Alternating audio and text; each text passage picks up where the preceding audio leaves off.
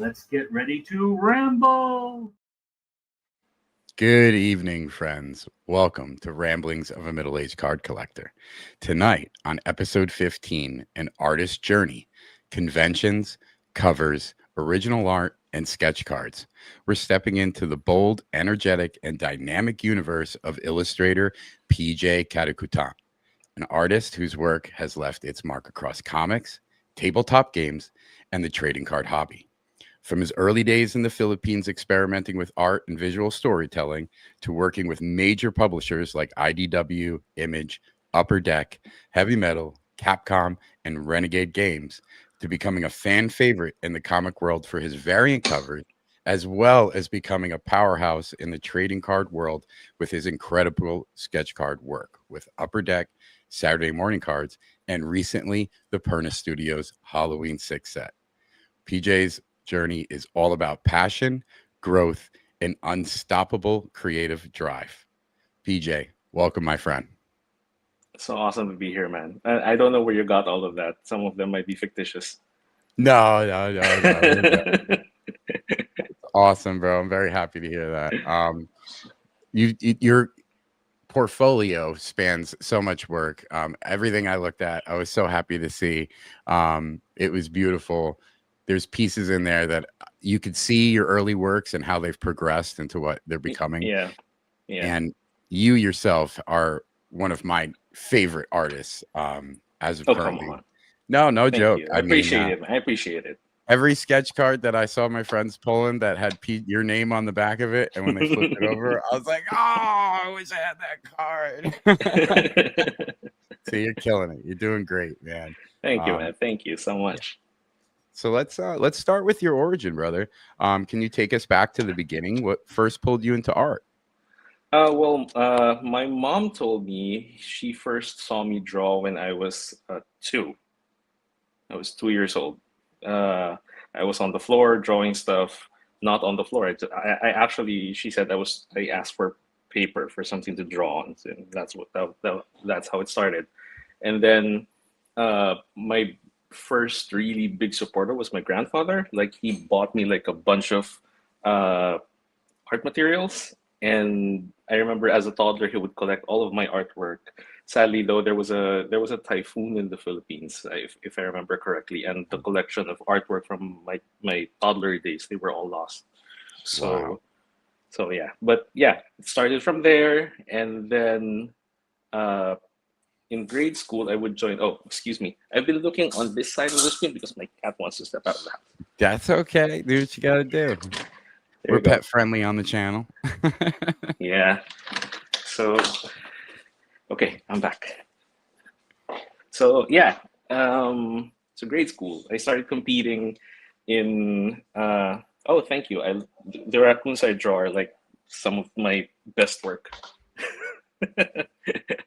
So yeah, grade school, I started competing with. I don't know if you have it in America. Like every month, there's like a thing in school. Like there's a nutrition month. There's like a fire prevention something something month.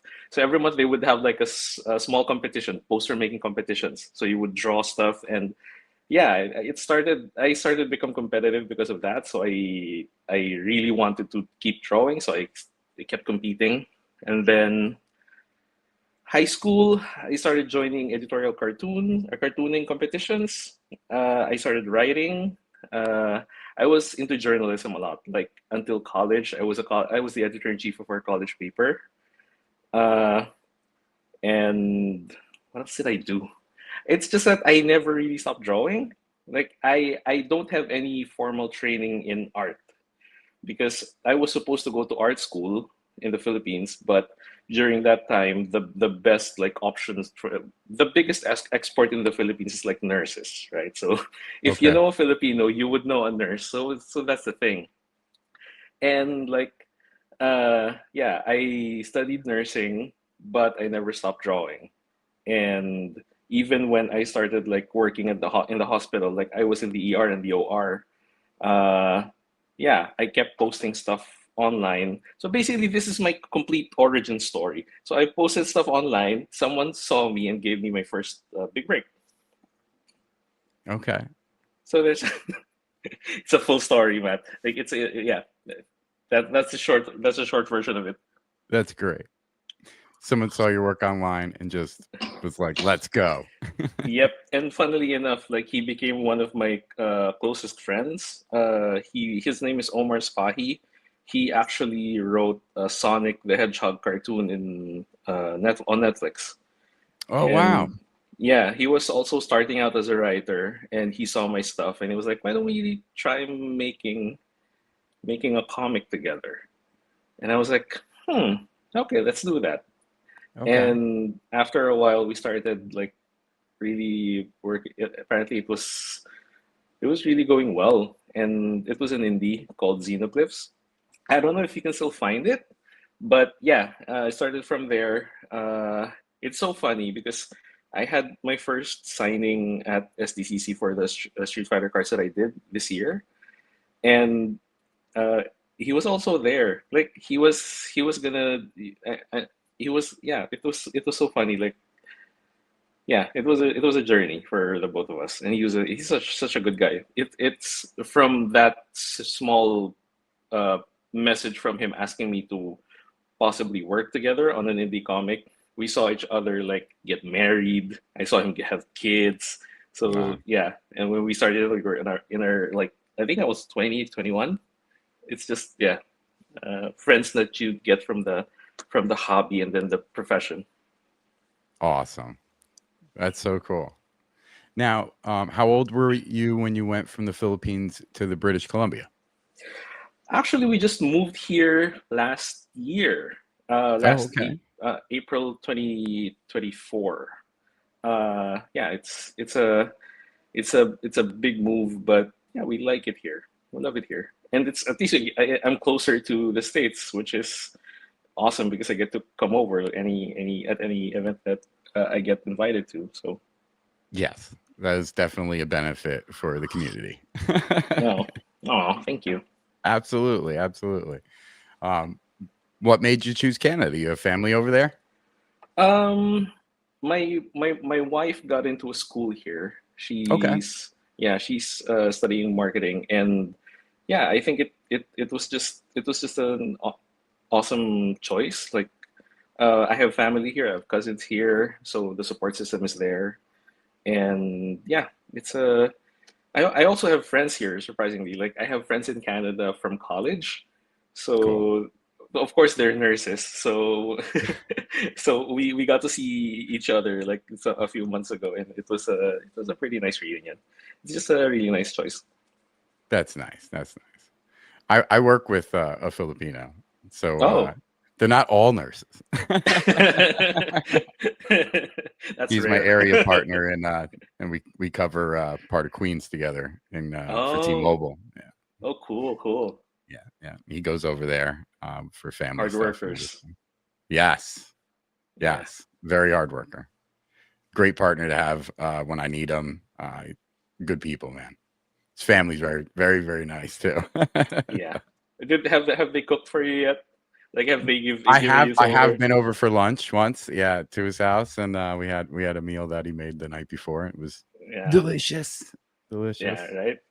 Yeah, yeah. He had family over there. I believe his father passed, so they had to go Mm-hmm. back over there and sort out some stuff with the farm they had. Mm-hmm. And that was a big experience for them. So I could only Yeah. imagine. You travel back and forth. Not since we moved here. We plan to though. Like, Okay. although I told my family that we I miss our dogs more than them. Ah, yeah. So funny. Like, yeah. I could relate. I could relate. When we were at OAX every night, I was like, "Ah, I miss the dogs, man. I wish we Oh yeah, never this is done." one of our dogs. Oh, there you go. That's Yeah. cute, right on the mug. Yeah. This is a gift from my sister-in-law. Like, just so I would have like something where I could see her face. So yeah. Ah, that's nice. And you take it with you? Yeah, everywhere. Ah, that's cool. That's cool. And you were just recently in Vegas, so you had it there with you? No, I think Vegas is too rowdy for this month. So Yeah. so I left it. But yeah, it's a nice thing to have around. Awesome. That's fun. That's a fun little keepsake, you know? Coster's got the idea. Hit the like button if you Yes. love dogs. Yes. Yes. That's great. That's great. Yeah, I have a camera, so when I'm at work and I miss the dogs or whatever, I could put on the living room camera and see them walking around or sitting Yeah, on the couch. we have one too in the Philippines. Like my wife's sister, they have the dogs. And Okay. yeah, they set up a camera so we could check them out anytime. Oh, they're over there and you're over here and you haven't seen them in a Yeah. year? Oh, dude. Eventually they're coming. But yeah, Oh, okay. it's just tricky like getting them I bet. here. Yeah, Mm. so yeah, and it's I better mean, look if they how, would be yeah, they would be better taken care of over there with our family. yeah, yeah. I can only Yeah. imagine the logistics of bringing them from over there to here. I Yeah. mean, look what we got to do to get trading cards across the border. So, Right? Exactly. oh man. So, who were some of your early artistic inspirations? Well, I had a moment at OAX last year when I got to hang out with Dave Colombo and his mom, Julie Bell. I posted about it, and it was weird and amazing because when I was a kid, I lived in a really like isolated part of the Philippines. Like it was a village within a province, like 400 kilometers away from. Convert that in miles. Like Yeah. it's far from Manila, so we didn't have access to a lot of pop culture stuff. There's TV, like you could watch like we have Saturday morning cartoons, etc. But we didn't Mhm. have any cards basically. What we had were like bootleg versions of cards. So I grew up like collecting bootleg versions of cards, like half the size of a normal trading card. And I remember the first one of the first trading cards I've ever held was a bootleg version of this So what? by It was a lot Julie. smaller than that. Yeah, it was like the half the size of this, Oh like my that. goodness. So remember, so this I remember that. So this was this is Julie Bell. Just Yeah, let me yeah. I Julie Bell, believe. right? Yes, yes. That's our Silver From Surfer. 1993. 95, 93. Okay. So yeah, so when I saw Julie Bell for the first time at OAX, I rarely get starstruck, but I spoke to Dave and then I saw Julie Bell and I was like, oh, I'm out of here. So the first time, that was day zero or day one when we were setting up. So yeah, she was one of my first influences. Like she made me want to draw, That's and awesome. yeah, and then like I remember one of the first before I saw that trading card, I also had like Street Fighter. Mind you, these are all bootleg cards. Like all of the Yeah, cards yeah, that I I get had it. as a kid were bootleg cards. I had a Street Fighter collection, and I remember the first character I ever drew, first fictional character I ever drew was Guile. Cool. And yeah, before that I used to draw dinosaurs. But yeah, then I started seeing artwork from Jim Lee, and then I saw an artwork from Jim Lee because my older brother had a binder, like, and it was like an X-Men binder, something like that, Okay. and that a friend of his gave him. And I saw Cyclops. And I was like, this is so cool. Like, how do you do this? And then like I didn't even know about Jim Lee. It just looked what. And then later on in my high school, during high school, I saw that same artwork. Part of it, it was in a Wizard magazine that my friend had, Okay. and that's when I saw that it was Jim Lee. Okay, fine. Apparently, I've been idolizing Jim Lee for years. And then I saw artworks from what do you call this? Adi Granov in college. So yeah, it's a series of like it's like for every period in my life, I would get influenced by different artists, and I was so glad that it was this group of people. Like there's a progression to it, and yeah, it's those are my influences: Julie Bell, Jim Lee, oh Frank Miller, and Adi Granov. Very So nice. yeah, yeah. Very cool. Now, when you were getting like the Street Fighter cards, were you playing the game, or did you even know it was like a game? Like, Funnily enough, I was raised by an old school math teacher, my okay, mom, and in her mind, she was like, if you play video games, you're not gonna be able to make anything of yourself. Like you're just gonna fail, whatever. So mm, that's a belief back then. So video games were illegal at our house. So I wow, would, I know, I would sneak out of the house, like play at my friend's place or at an arcade. And okay, there would be times that my mom would catch me like at the arcade. What are you doing there? So like, oh no, so yeah, I know. And it was yeah. So the cards were like a thing, a release. So like, oh, I want to play Street Fighter, and it's Street Fighter. So okay, I'm just gonna draw the characters. okay, cool, cool, cool. Yeah, man, who was my favorite character? I liked Ryu, Ken. I was big into those. I loved using E Honda to try to destroy the car. That was a lot of fun. Oh yeah, for me it was Bison. Like you could basically just spam like the attack for Bison. Like once you get Yeah, it yeah. started, you don't stop unless your opponent is pretty good at it. Yes. So Yeah. yeah. Awesome. So, Mortal Kombat or Street Fighter?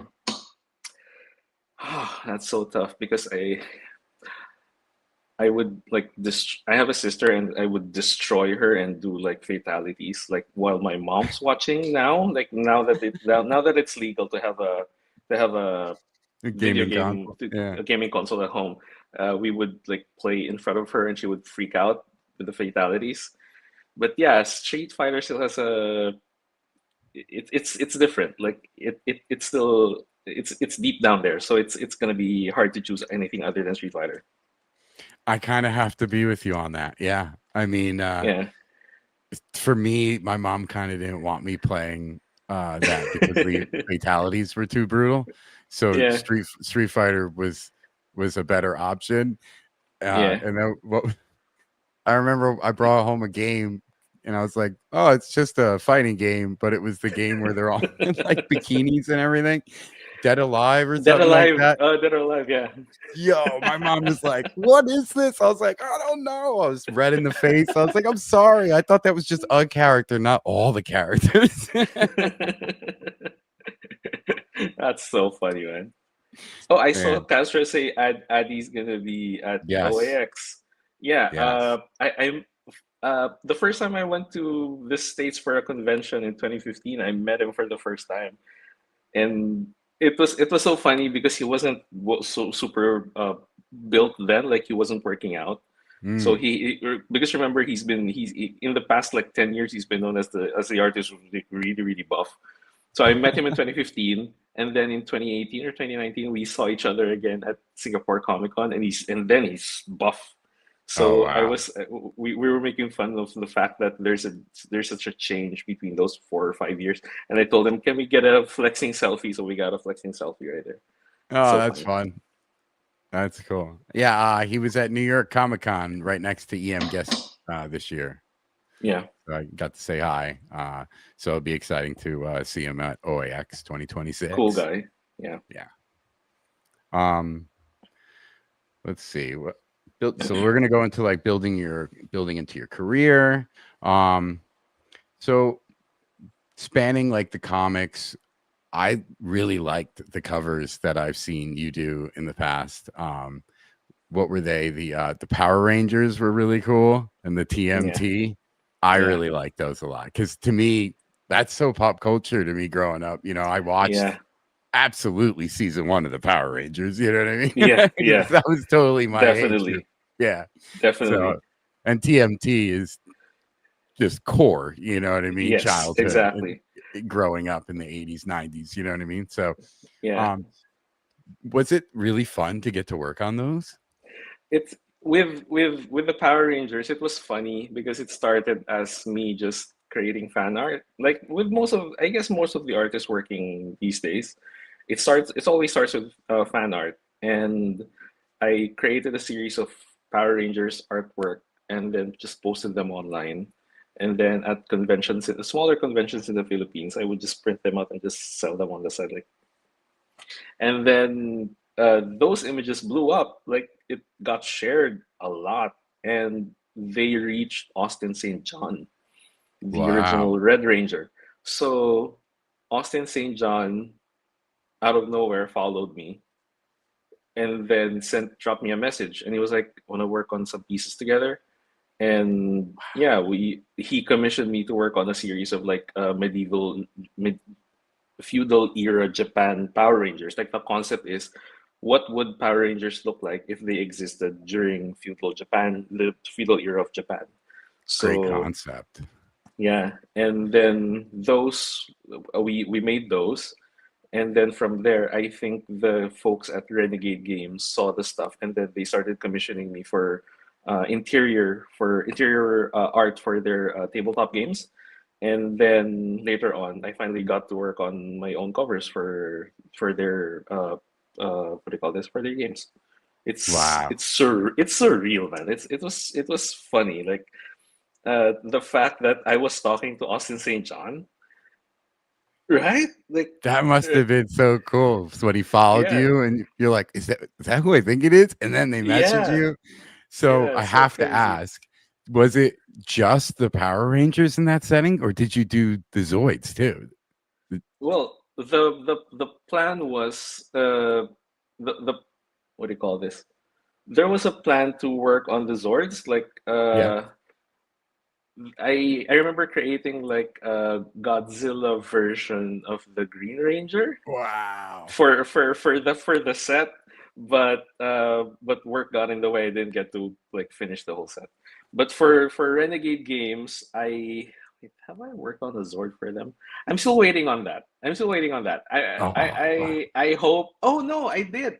I created an interior artwork featuring. Remember the with Green with Evil when the Green Yeah. Ranger fought the Megazord? Yes. They asked me to recreate it using present version of an evil version of the White Ranger versus the Megazord. I think it's on my Instagram. It's somewhere Oh, there. okay. Okay. Okay. So Okay. so yeah, creating that artwork for them was like a nostalgia bomb because I remember the episode the I think it was a 2 episode special, the Green with Evil episode, Oh, yeah. where he ruined the base. Like that was traumatic for me because it was supposed to be a safe space, and then he's in there Yeah. destroying everything. Tommy just went So nuts. I know, right?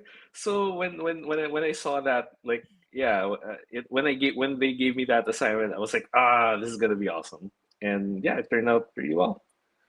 That's cool, man. That's cool. It must be really fun to be able to work on so many like pop icon, pop culture things from our youth. You know what I mean? That we actually grew Yeah, up with. So yeah, that's so cool. That's what I it's love to crazy, see. man. Yeah, it's fun. I actually have your portfolio pulled up. So I was looking for that one. I believe it's this one. So let me share this because I want to share it with everybody. Because if they haven't seen this, they have to. Let's see. So I believe it was this one, right? Go. Boom. Is this? Oh yeah, that's the cover for one of their games that they released like last year. Oh, okay. Okay. Yeah, Yeah, I love the Power Ranger stuff you got going on here, man. yeah, yo, that's what I was talking about. There it is. Oh, he's got the sword too. Yeah, I forget the sword's name. That was cool, man. Saba. There you go. There you When they gave me that assignment, I was like, oh my God, I'm gonna be able to like do my own thing. They let me do my own thing. Like I sent them a couple of designs, and I wanted it to show. You remember how they would like have weird campy poses when they're fighting? Yes. Like even regardless of how violent it was getting, they would have like it looks like they were dabbing, Yeah, and yeah, yeah, so I yeah. was like, okay, I'm gonna do that. And yeah, I remember the Green Ranger beating up the Megazord. And I was like, no, they're inside. So Yeah, that was traumatic as a kid, man. yeah, You didn't he know if got inside Zordon was the alive or not. yeah, he got inside the Megazord, right? Like he was Yeah. beating them up inside the Megazord. I've seen really funny clips of it, like now as an adult, where somebody's made like a funny like remake clip of it, and he just goes ham on them everywhere. He just beats them up Yeah, in the place, in their Zords, and like the yeah, Megazord. I was like, oh, dude. it's crazy, man. It was crazy. Yeah, he was at New York Comic Con a few years back. I mean, obviously Yeah, before he passed. Um, yeah. and we didn't stop at his booth, but we saw him walking by, and Yeah, it was really just cool to just see him. Like from being a kid, you're like, oh man, there he is. That's yeah. Oh my Tommy. God, it's Tommy. Yeah, Yeah, yeah, yeah. I remember. I brought my wife and my sister. My wife was my girlfriend back then. In 2016, we went to New York Comic Con, and there was a moment where the girls were looking at something else, and then I looked back, and I was wondering, why are people so loud? Why are they yelling? And then I looked back, like 2 meters behind me, there was Tommy, and everyone he was like, they were doing a raffle or something, Oh and wow. like everyone in that area stopped just to listen to him. Like, and so it was so funny. Like each and every one of them had something Green Ranger or White Ranger uh, based. Like someone had a hat, someone had a shirt. You could find a keychain. Someone had a big like coin as a earring. Yeah. It was like everyone there was like everyone grew up watching the same thing. It was so awesome, and seeing him there, spending the time with everyone, it was awesome. That is Such a awesome. That good is guy. awesome. Absolutely, absolutely. And like I said before, it must have been so cool for you to be able to work on these things officially, Yeah, not just as a fan. So that's yeah. awesome. So we touched base a little bit about conventions, but why don't we get into, how it all started with you going to shows? How did that Mhm. all start? You mentioned before you did cartoonist competitions. Oh yeah. It was, I don't know. It was a I because in high school I really didn't know if I would be able to, like, even in college I didn't know if I would ever have a career doing this. So my release would be entering competitions. So yeah, in the Philippines, and yeah, and a couple of international ones. Like Cool. I joined a painting competition uh, for it was a Japanese painting competition for remembering Hiroshima. So Okay. and apparently the painting I did was turned into a stamp, like an official stamp for Wow. Japanese stamp. I That's don't know where cool. my I don't know where my copy of that stamp is now. Like I left it in in our ancestral home back in the province in the Philippines. I I never was saw gonna it say, do again. you have it framed or something?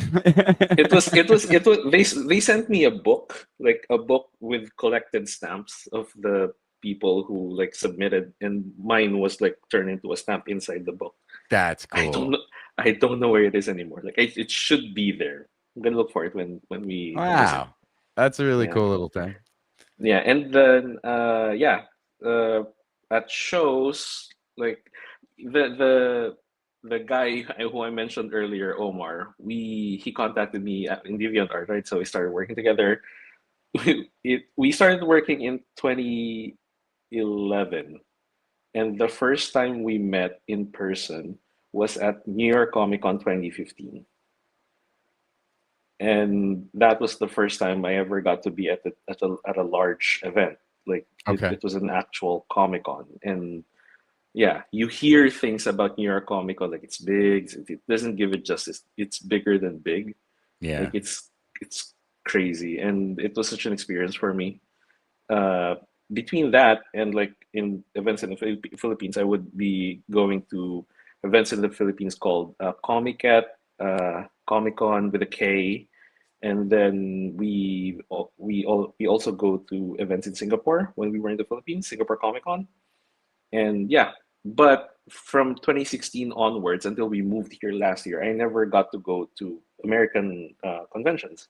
Wow. So yeah, we only spent like convention season during, like, we would only go to cons in Asia. Okay.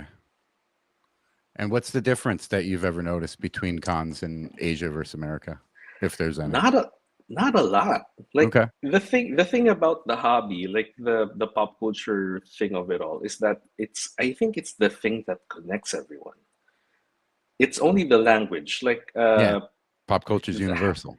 right? Yeah. So in Singapore, like for example, in Singapore, it's extremely multicultural. There are Filipinos, there are Indians, there are Chinese people, Japanese people. It's an intensely multicultural country, much like Canada. And like when you would go there, you would hear people in their own language expressing how awesome a piece of art is if it's something that they like. Mm. Like for example, the Power Rangers one, so they would say that, and then they would talk to you in the language in English. So they would be like, "Oh, this is awesome," and then yeah. So here in North America, it's the same. Like they would see your stuff and they would be like, "Oh, I grew up with this too," and so yeah, it's all the same. The only thing different is the language, I'd say. But the Okay. pop culture is something that like binds us all together. Corny as it sounds. No, it's not corny at all. Because I'd love to go to a convention in another country, to see what it's about and Yeah, see, you'd be just surprised. You'd be surprised at how similar it is. Like they have it. It's amazing. I'm not even bragging. We have like some of the best cosplayers in the Philippines. oh, I Like, bet. dude, it's crazy. They get crazy. So it would be awesome to like if there's a convention in the Philippines called Super Manila, Yes, and I'm familiar with it's that one. yeah, it's gotten big in the past couple of years. And yeah, I would recommend that either that or Comic Con and Comicat. If you ever get to visit the Philippines, go visit during the times where they're on, so you get to enjoy the pop culture experience in the Philippines. It's pretty awesome. Yeah, I mentioned it to my coworker, and he's like, "Oh, I'm trying to think where that is," because he's familiar with Manila, obviously, and he was Yeah, like, "Is it? It's at this mall of something by the water? Is that correct or no?" it's uh, it's in there. Are, he might be thinking of some. There are two big conventions over there.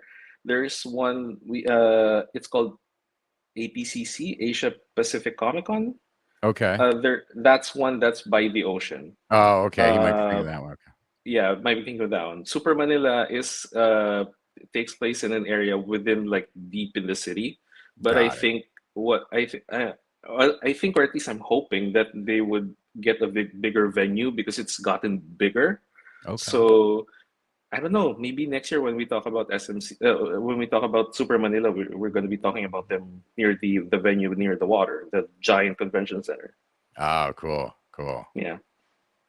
Yeah, I've seen pictures, and I was like, "Oh, wow, that'd be something to do, really cool, just to go over there and Yeah. run into the next comic art group guys, and gals." Yeah, That's their those guys are stomping cool. grounds. Yes, yes, And you are now a proud member of Next Comic Art. That is correct, right? yes. I'm proud to say that I'm a member of now a member of Next Comic Art, and it's funny because I've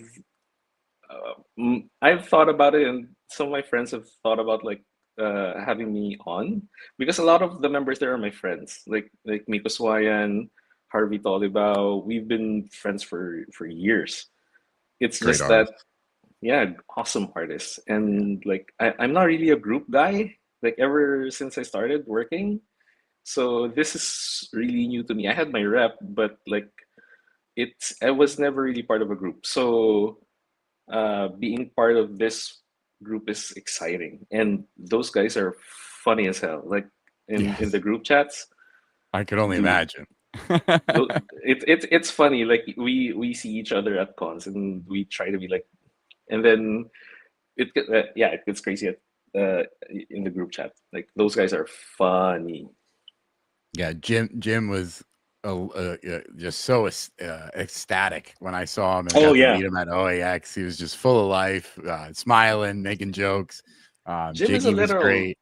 See, Jim is a literal rock star. Like he actually sings and performs on stage. Yeah, he just Like did like Family Feud over there, didn't he, or something like that? yeah, I in was the like, what Philippines, is he did going on? Family Feud. Yeah, Cool, very cool.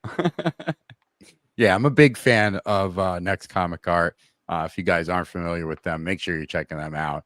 One of my top art groups. All of the artists are a lot of fun. You guys have taken part in the mystery sketches for Comic Art Live. I've got to meet a bunch of artists throughout New York Comic Con and obviously OAX 2025. And I'm very much looking forward to OAX 2026. Getting a bunch of commissions from a lot of the artists at Next Comic Art. So very excited about that. I can't wait to see what PJ is going to be doing for me this year. This year he did incredible work for me. One of my favorite pieces, it's showcased back here, man thing with a raccoon and like these butterfly moths. And one of my favorite pieces. Oh, I'm happy to hear that, bro. I really am. Yeah. For real. We're gonna continue that story. We're gonna make it like into a story. Maybe one day we'll have saga. Make like a page of a comic or something. Yes. But yeah, it's something I'm looking forward to. And bringing that up, you do still have openings on your pre-show commissions, correct? Oh yeah, yes. I still have a few 9x12s and 11x17 pieces. Okay. Yeah. Speaking of which, I could show you a sample here that we are about to mail out. This was from the, what do you call this? The Comic Art Live event. And someone has already purchased this, but this is how it looks like if you get an 11x17 piece. Oh, wow. Dude, Fing Fan Foom? Yep. Wow. Wow. So that's the 11x17 slot. Yep. That's the single character, right? Yes. Is that the it's basically minimal like background or the full detailed background? Well, basically, this is already cover quality, I guess. But yeah, we can work out something like this. And it's weird. Like I couldn't make a simpler version of this piece because it's Fan Foom, man. Like it's a giant dragon. Like you don't. I was thinking I can't just draw him in the middle right there. Mm-hmm. It has to be more dramatic than that. So that's what I came up with. Oh, it's incredible looking from what I can see there. I mean, that's insane. That was definitely cover quality. I mean, yes. And that's a great price point, guys. The 11x17 sketch cards. You still got openings on your sketch cards. I highly recommend to sketch cards. Now, what style are you going to be doing your sketch cards? Are you going to be throwing up different styles? Or are you going to be continuing what we saw with that magic you did on OAX? I plan to do the whole magic thing. I think it's going to be a series. Like it's going to be a set of pieces that look like that or something similar to that. And also I plan to like weekly until OAX, I'll be like posting stuff that I'm making for the show. Ooh. So I have a bunch of characters that I have in mind that I will be like using the cards, the blanks from this year. And yeah, it's gonna be a weekly thing. I'm gonna commit to it. It's kind of hard because I always mess up like schedule wise, but yeah, I'm gonna be posting like a new sketch card every week until OAX, and then I'm gonna be selling them at the event as well. Wow. Yeah. Everyone, listen, keep an eye out for that. Make sure you're following PJ socials on Instagram, Facebook, Peejay Catacutan illustration. You guys got to make sure you're following that because I'm going to be following that very much just to see what you're going to have available at the show. Because I love to see artists actually have completed cards for sale on the floor, not just show commissions. So that's awesome. I'm going to be so curious because when I put in the commission for the sketch card, I did request it in the style of the magic you did. Yeah. Well, that's for the back girl, not for the the raccoon thing we got going on. But yeah, for the magic piece, I remember that was I was experimenting and it turned out really well. So it did. Yeah. Like incredibly well. Like I was like shocked. I was like, what? That's insane. Gabriel's asking if you can share your process. What do you start with to how do you end? first is like I would do roughs, like really really rough sketches. Like I would try to do a couple of studies. Sometimes when I get commissioned for a piece, I either would submit two designs for the client. Okay. But there would be times where I would be like extremely partial to one, and I would just show that because Okay. there would be there. I don't know if most probably other artists do this. Like they would have two designs, and then they have a preference, and then the client would pick the other one. So it's kind of tough. So there would be times when I'm not gonna give the client any choice. This is the right way to go. So I'm just gonna present that and convince the client to like that. So from Yes. there, I clean it up, I ink it. There would be times where I would paint it, but I don't know if you've noticed, like most of my pieces are like mixed media.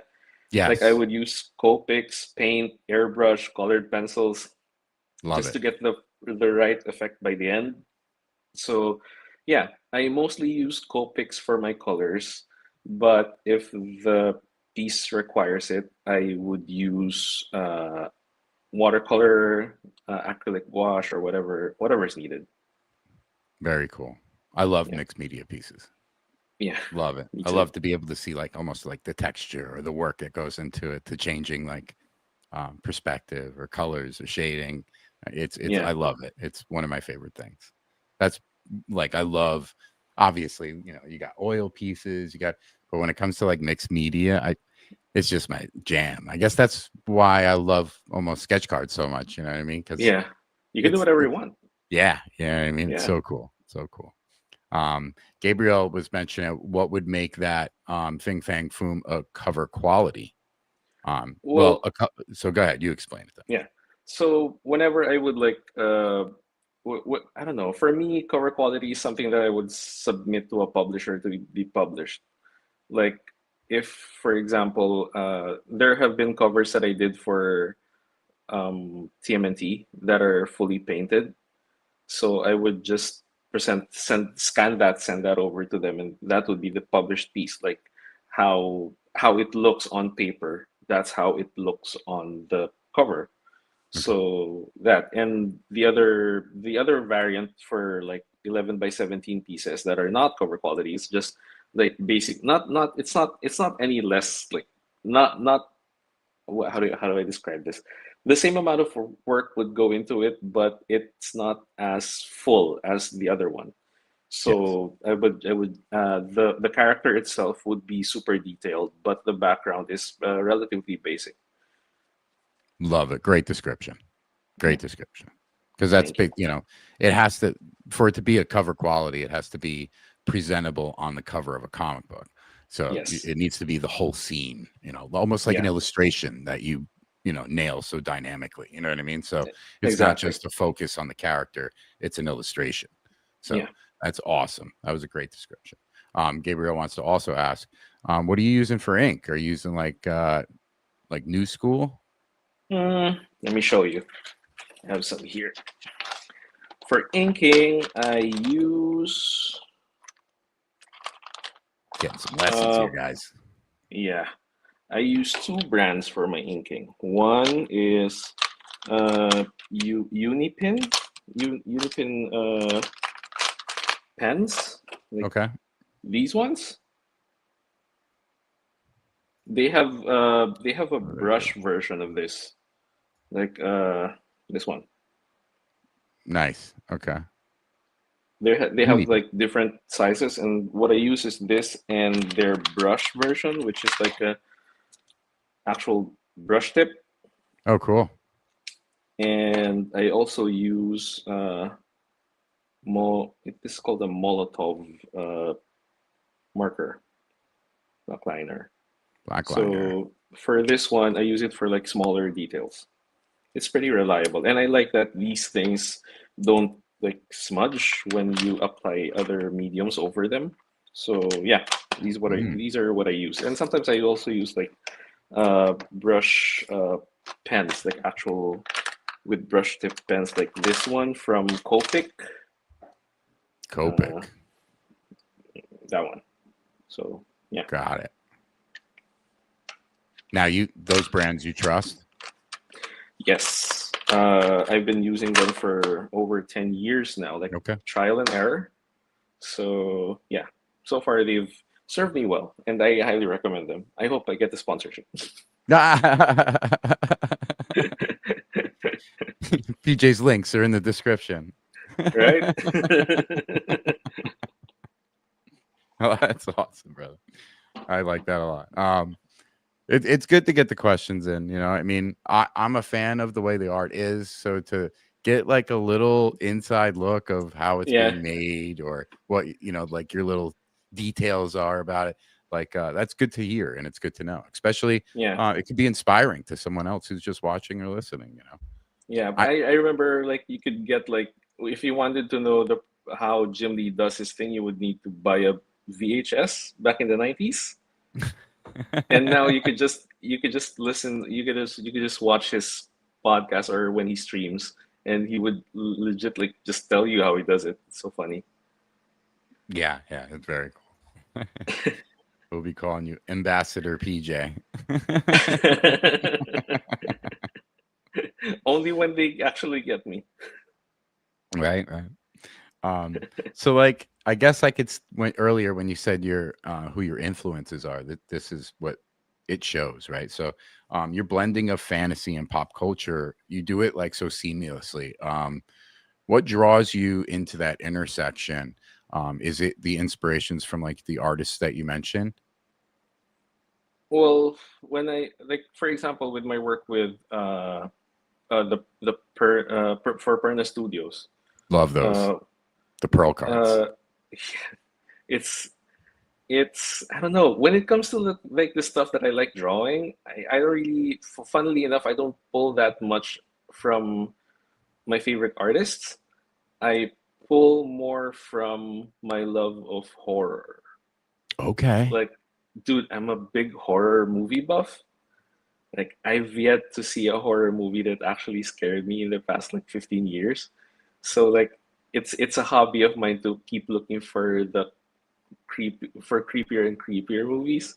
So finally, I mean, when Tony and Elaine mentioned that they're looking for someone who could do the cards, yeah, I drew from actual urban legends and stories that I knew of, and I suggested that to them.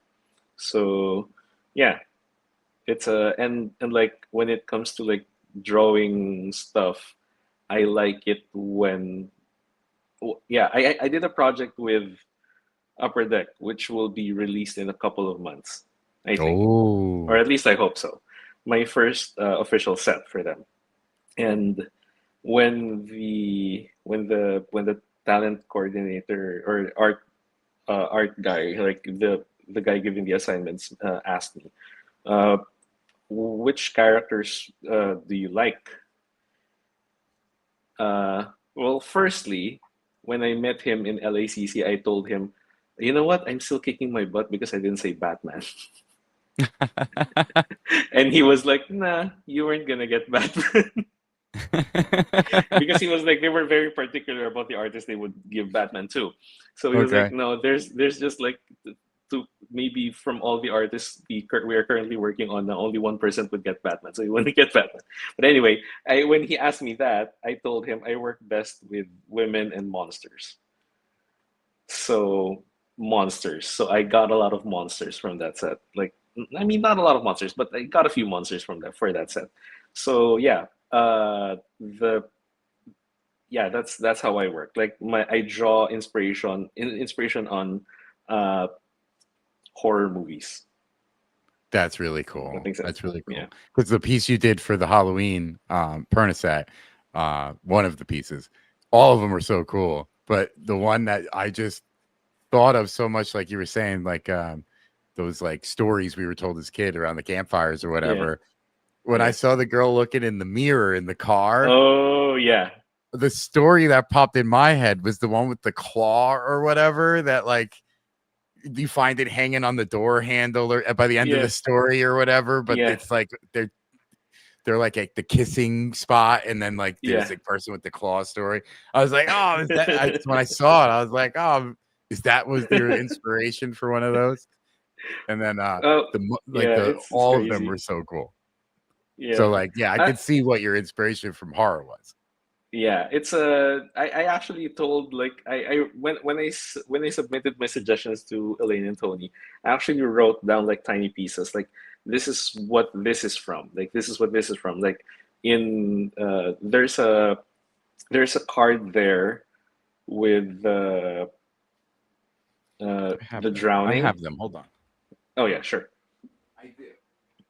It would be an injustice for me to not show these off. I should have prepped. While we're doing this little break here. All right, continue. Sorry. Yeah. So yeah, the drowning man is like my grandparents used to live in like it was a hacienda, a Spanish hacienda, like Okay. and it was located right beside the river that ran really deep, and there were like legends of like people getting like pulled down Oh the river. wow.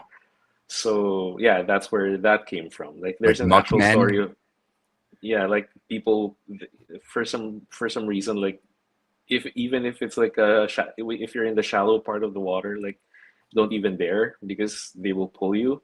Well, Oh. it's in recent decades, it was like suggested that there's an undercurrent that's like freak currents coming that like take place in shallow areas and that can't be seen. So that's Okay. how they explain it. But for years, like people were saying that oh, don't go there. People will grab at you and pull you down. All right. So the drowning man. We'll show it right Yeah, now. Oh, I always picked the wrong one there. Yeah, there it is. So this is the drowning man. yeah, Let me take it out of the. This one's so cool. You know what? When I saw these pieces, it's so made me think of like, Are You Afraid of the Dark or like yeah, Goosebumps or something. I was like, yeah. oh, that'd be a great Goosebumps book cover. You know what I mean? These are really cool. I love the So effect, awesome. by the way. Yeah, the pearl. Excuse me. The pearl looks really good.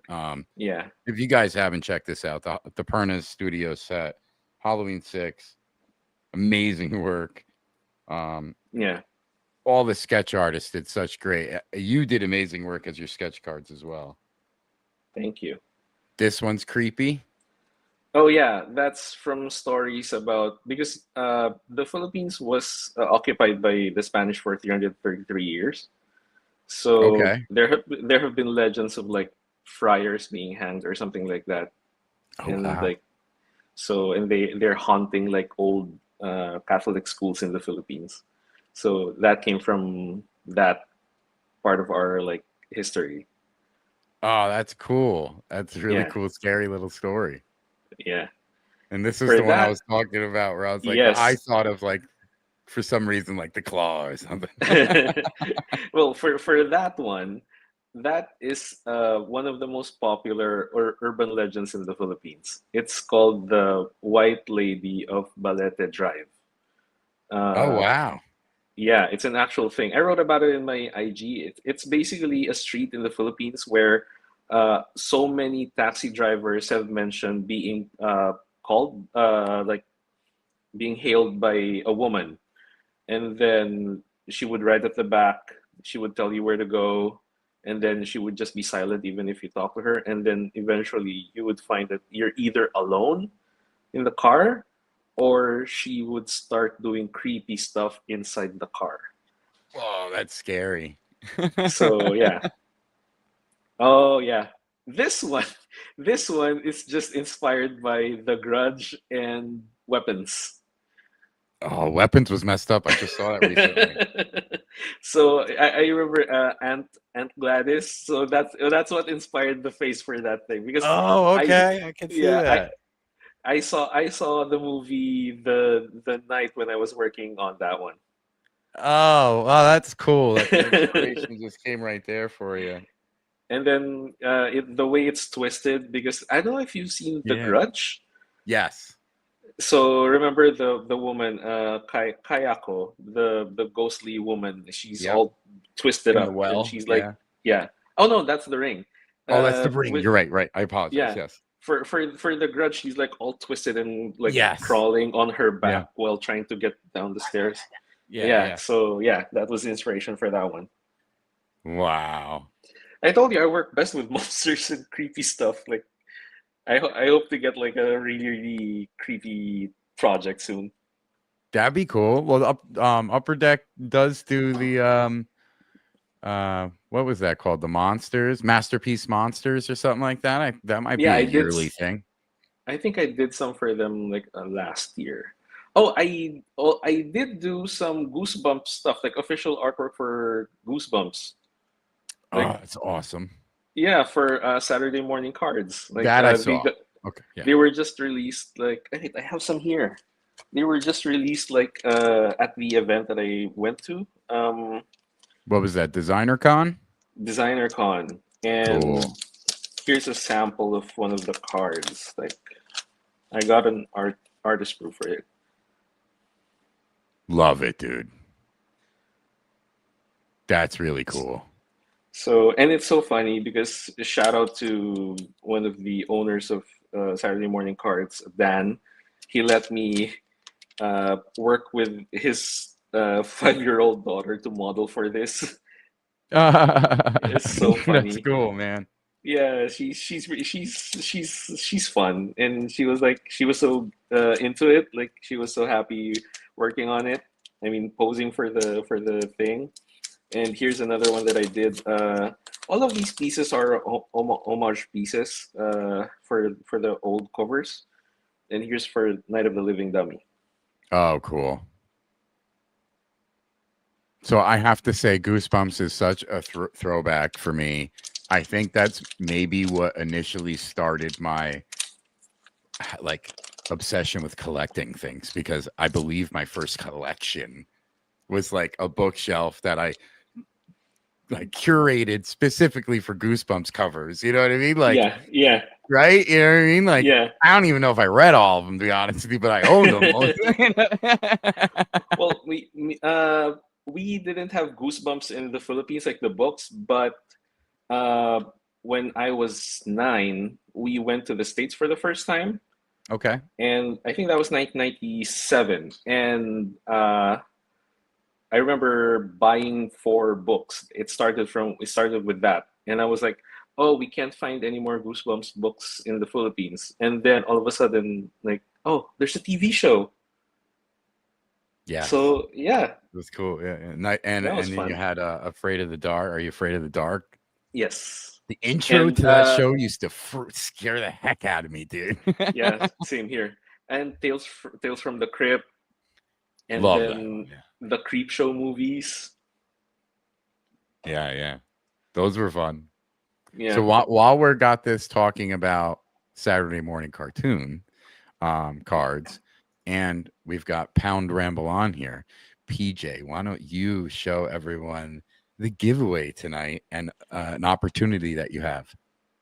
Okay, so I actually just surprised Matt with this as well. Like he didn't know that I was planning to like give one of these away. No. Cool. Yeah. So for the past year, I've been going to like events in the States. Like I've because of the work that I did for Street Fighter cards for Saturday morning cards, I've become like the Street Fighter guy. And there have been times where I'd be like just drawing stuff, and I remember someone told me, why don't you draw Street Fighter stuff? So I remember when you would like play the arcade, and then you would get beat up, or you would beat up the other guy. You would see an image of them looking that really messed up. So I made a series of those, and here's what I came up with. So very cool. Oh, that. And this is based on the images that you would see when the fight ends. This Dalsim. That's so funny. And Sagat. Yeah, it would be like after you won, it would show that box in the center of the screen with their beat up face. Exactly. And then Zangief. Cool. And finally, Blanca. Ah, Blanca, that's awesome. So for the giveaway, I told Matt like I would give away one of these. Like whoever wins the raffle could choose any one of these, and if we could mail it to them, or if they're going to OAX, we just give the OAX. And the five remaining cards, I would happily like part with. It's just I would sell them for like what $100 each. You just drop me a message, and I would just yeah. So there you go. Very cool, guys. You have an opportunity to pick any one of those that you just saw if you win tonight. And after that, whatever remaining ones are available for purchase for $100, which is really cool. That's official Saturday morning card stock. And it's a PJ sketch, yo. So make sure to enter that giveaway, pound ramble on. PJ, brother, I appreciate you doing that. Like you said, man. I had no idea, and you're such a good guy, dude. No joke. So thank you. Very Thanks, kind. man. Surprise. Yeah, surprise.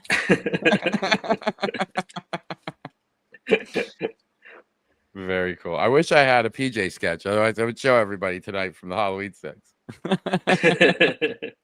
I was crossing my fingers like, oh, I want a PJ so bad. There was a lot of great artists in that set. Great artists.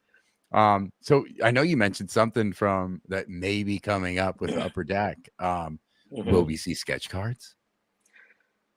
No, I Okay, didn't so work on sketch cards for that set, but I it's gonna be did. art. Yeah, I produced like 25 pieces for that set. Wow. Yeah, it's someone it's a special apparently it's a special series uh focused on a guy wearing a cape. Okay. So That's all we need to know. We don't want to know yeah. anymore. I'm very So yeah. excited. So yeah. Very excited. Wow, dude. 20 to 25 OA pieces in the set from PJ. Yeah. That's cool, dude. It was awesome, man. I'm super excited to see what that is. I can't wait. If only I collected cards. I know, and we're gonna get into that. I guess we can go into that right now, right? I mean, I was surprised when you said that to me. I was like, oh, really? So let's get into it. You mentioned before that when you were younger, you collected bootleg cards. So how come you don't collect regular cards now? I don't know. Like I totally here's the thing. I collected comics for like years. Okay. And then I was like, why do I collect cards? And then I don't know, it's just I had funnily enough, I had more fun like drawing them than collecting them, if that makes sense. Well, I do have a card collection, but it's a very specific set of cards. Like whenever I would go to an event and an artist I like is there, if it's a some the funny thing about the whole industry, like the comic industry, card industry, is that I think it's the only industry where you have like a 99.9% chance of meeting your idols on a regular basis. Like if you're a doctor and you're idolizing a doctor, the chances are you will never ever meet that doctor, even if you go to a convention. If you're like an engineer and there's this genius engineer, they're probably out of reach. You won't be able to meet them ever. If you're a comic book artist and your favorite artist is Jim Lee, go to an event. He's probably going to be there. Right? Yeah. So I was fortunate enough because like some of my idols have become my friends. So that's awesome. Yeah, that's the awesome part about our industry. Like it's really fun. And throughout the years, I've asked them. I mean, I was thinking back then, like, what's the best way to collect their artwork without like, I'm very, especially my wife. My wife is very space conscious, so like if you would look around, like we don't have a lot of like stuff because we like our like minimalist like the only stuff here that is occupying space right now is my Shumagora figure like over there. You're like, this is my space. Yeah, and my Godzilla over there. I see him he's looming over us.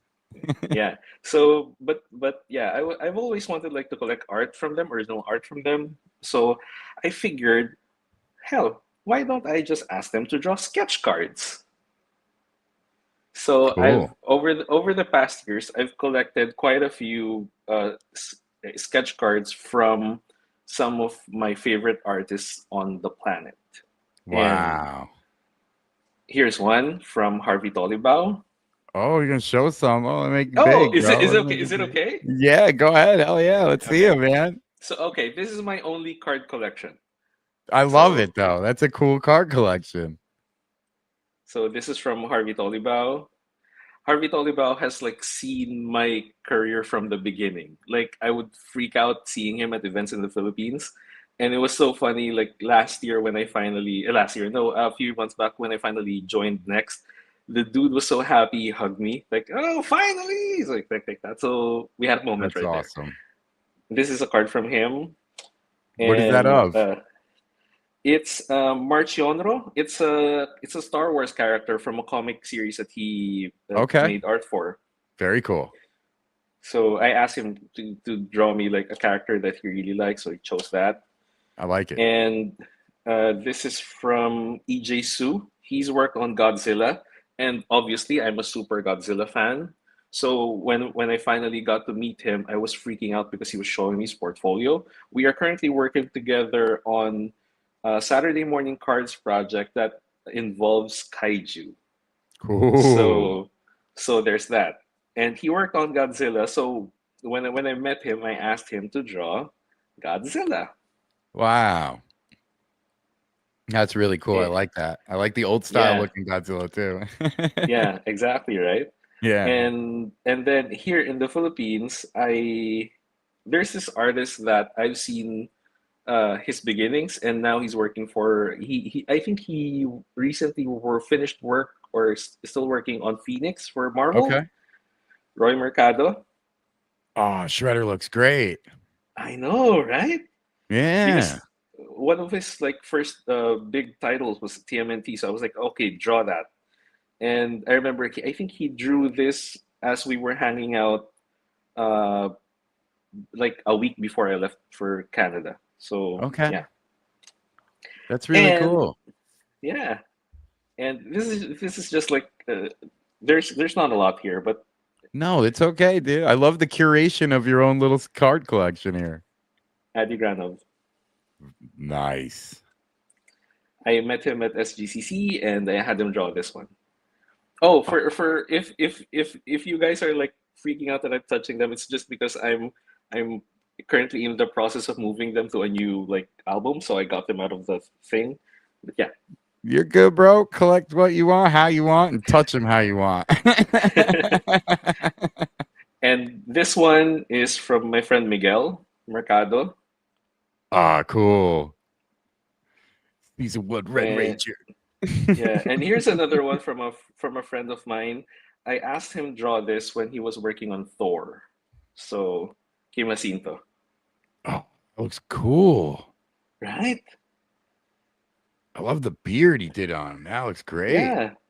It was Unworthy Thor. So yeah. Yeah, looks great. And here's from another friend of mine, Art Germ. Chun-Li, bro. Yeah. These are some of these cards are like so random. Like I would just ask them to do it and then they would be like, "Oh, here." And then it's done. And then Yeah. I yeah. guess that would answer Gabriel's question. That's why they're just black and white, right? Because it's not like you're Yeah. asking them to do a serious piece at the. Yeah, I just wanted a piece of art from them. That's And cool.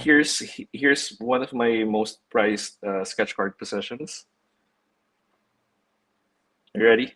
Yeah, I'm ready. This is the Let's last see it. one. This is the last one. It's okay. I'm like leaning in. Okay. Travis Sherry. Wow. Oh, I like how it's like ripped in and out of like the reality of the card or something. Yeah. So yeah. That's a For cool this piece, one, dude, for this I just got lucky. Wow.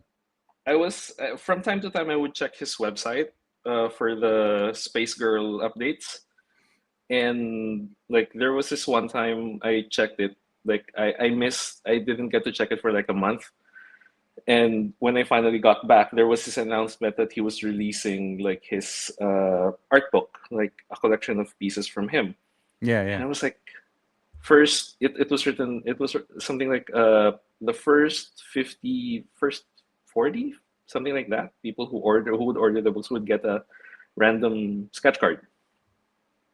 And I got Wow. lucky. And you won. Yeah, That's and I awesome. got this one. So that's where this idea came from. Like, what's the best way to collect like your favorite artist's art without like consuming that much space? Yeah. Sketch cards. Sketch cards. Yeah, it's the best. Until you amass a bunch of them, and now they're filling binders. Can My imagine, collection dude. is just like, I'm like, oh man, I don't know what to do, and I guess I'll go to art now. I'm like, wait a minute, I have wall space for this. What am I doing? So yeah, to answer your question earlier, yeah, I don't collect. I don't collect cards. Like the first, but that's my collection.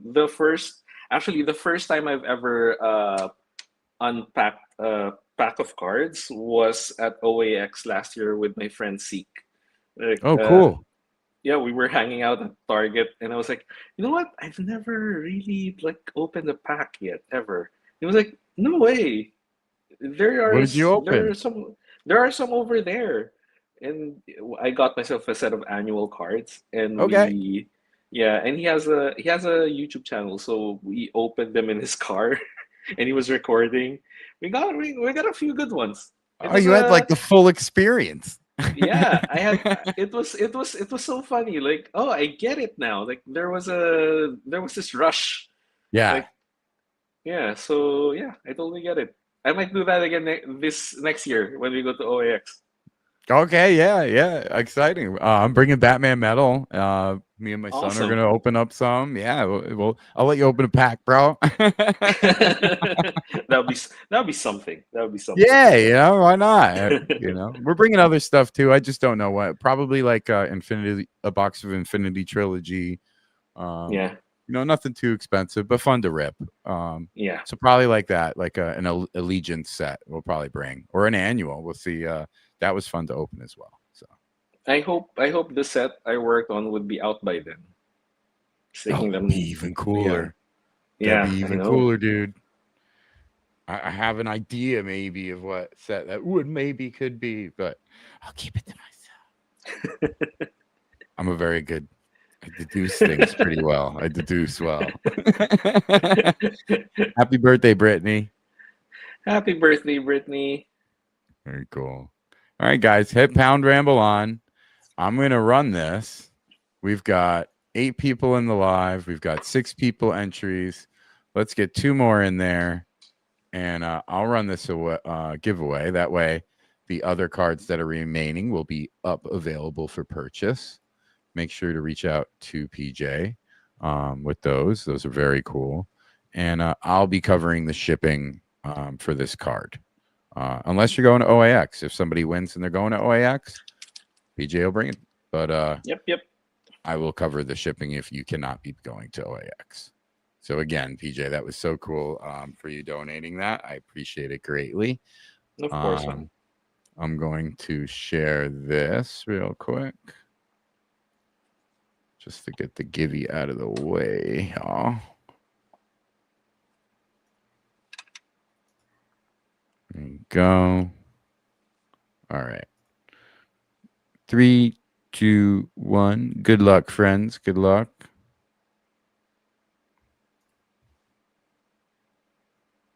Remember, you get to pick it.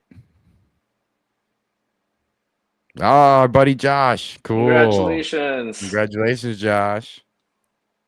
Very cool. Congratulations.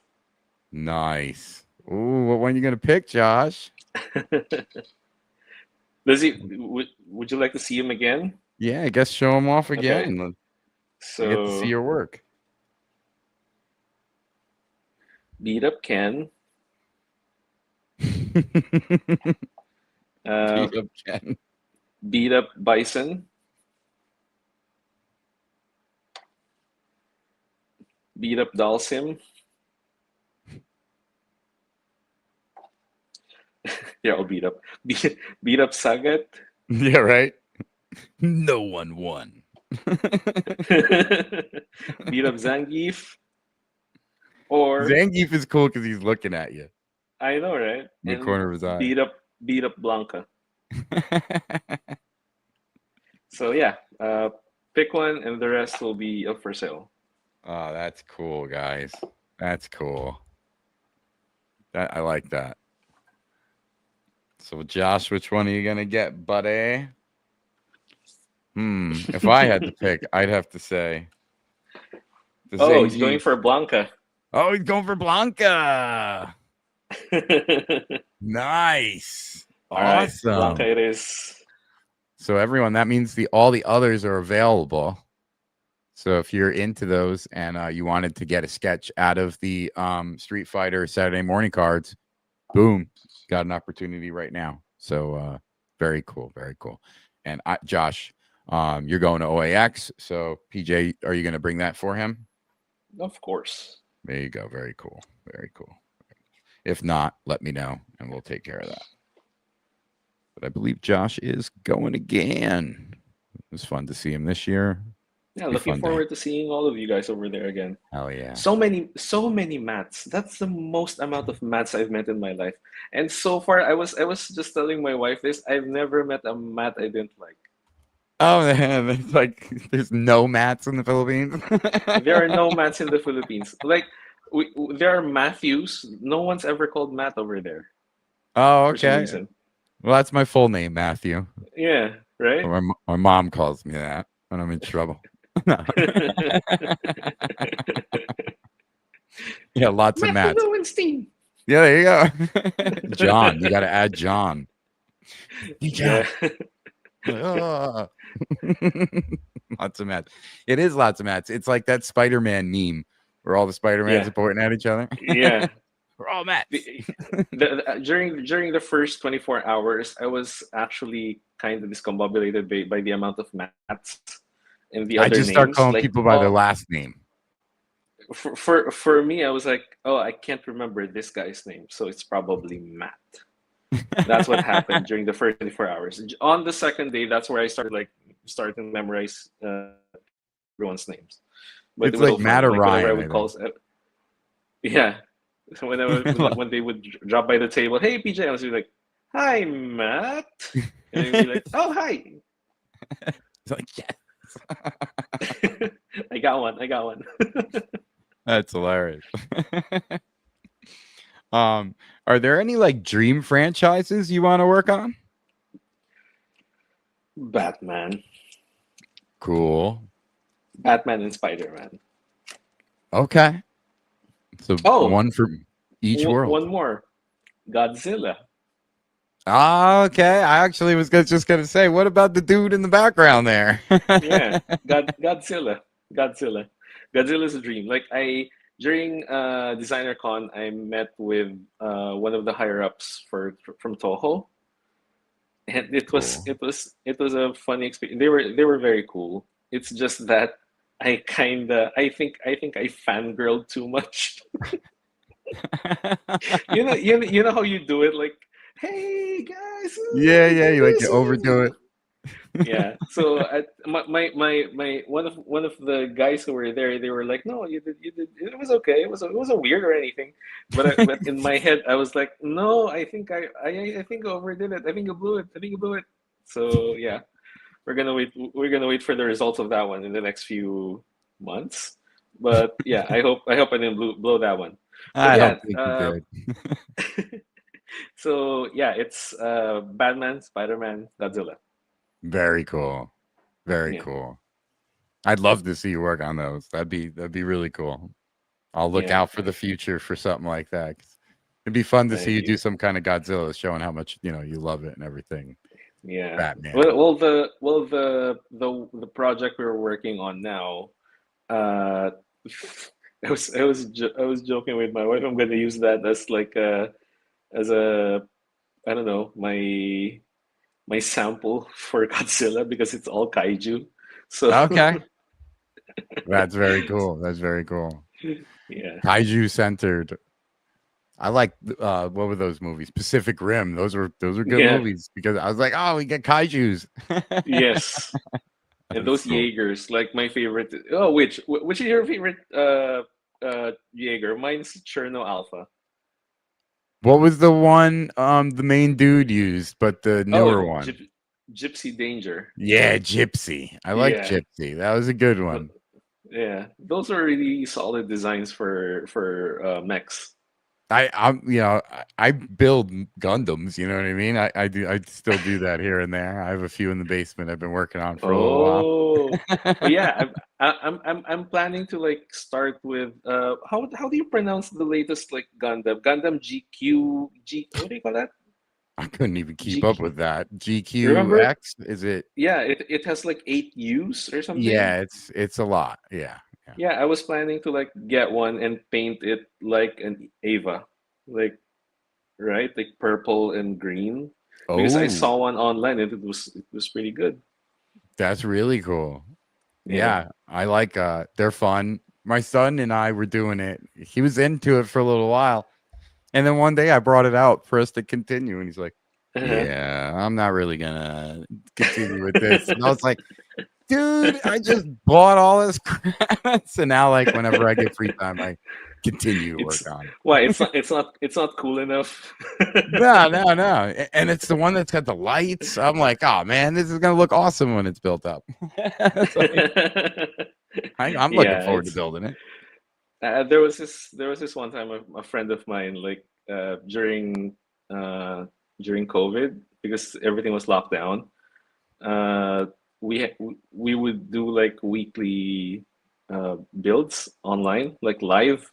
I mean, no one was watching, but we were like just building, Hmm. just to like uh, at least make it seem like everything was normal. But yeah, it was fun. I had a lot of fun with that. I never really got into Gundam though, but it was really fun. That's cool. That's really cool. And Warhammer, that was fun to Dude, find out. yeah, Warhammer, that was crazy. Like it came out of nowhere. We're just fortunate because we moved to this city in April, and to my surprise, like 5, 6 minutes away from this house is a Warhammer store, an actual honest to goodness Warhammer store. Like a Games Like the Workshop? like yeah, Games Workshop, as in a Wow. Warhammer store. Yeah.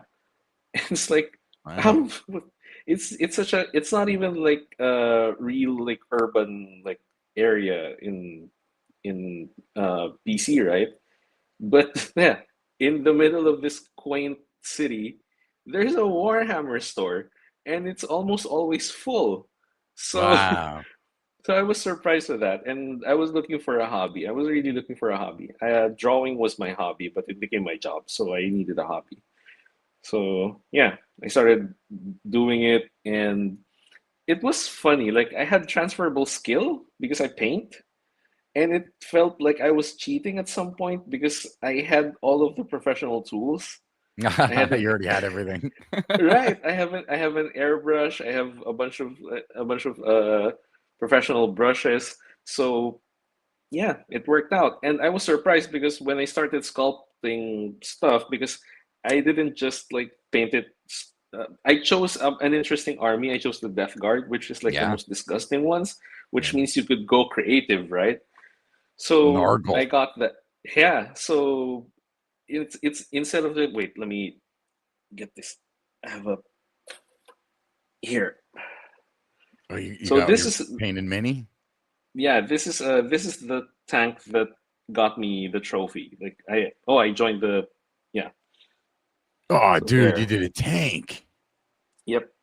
And I actually sculpted this and added it on there, Wow. and I painted it. So Dude, that looks great. thank you.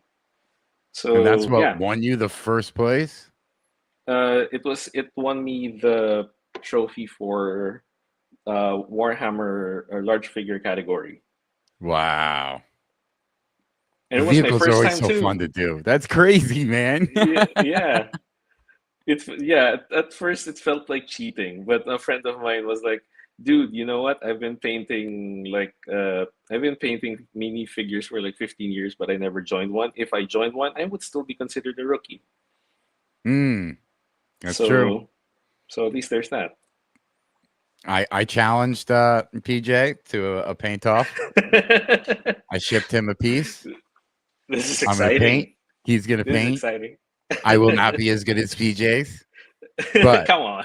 I have painted Warhammer for 14 years now, so there'll be some competition. You have an edge experience. Yeah. That's it. There's if I just dropped everything else and focused on painting it for the next 2 weeks, maybe. It's a really fun hobby. Like It is. It's something creative that I do that I don't think about like getting paid for it. It's different in that way. Like it's freeing. Like I don't have an art director. I don't ask for, no one asks for revisions or anything like that. So it's pretty fun. It's a good outlet. It is. It's a lot of fun. I tune out. I like to just paint. You know what I mean? I focus real good on it. Listen to some good tunes. It's a good time. It's a good time. My son likes to do it with me. So have you ever heard of Trench Crusade? Yeah, I love the lore. Oh boy. Yeah. Oh man. Get me some Trench Crusade. Okay, go.